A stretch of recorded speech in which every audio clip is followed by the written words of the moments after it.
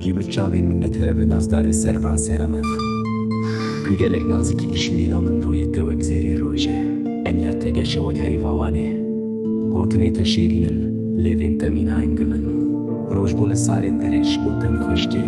Dilê min dike hawar dermanê xwe bike nazdarê. Dilbera min ji rişbelekan tuyî bûka xemla şevê. Çavê min bûne lêhûre û bisiknîne. Ez nebiyanîme nazdarê lawkekî ji vê axa me. Ez evîndarê te me bawer bike ez nedijminim. Çavê min westiyan heşte bêhêvî bûn. Birînên dilê min kûrin were û derman bike. Porî te reşê û şevên botanê. Awirên te tujin wek rêmên şervanên berê.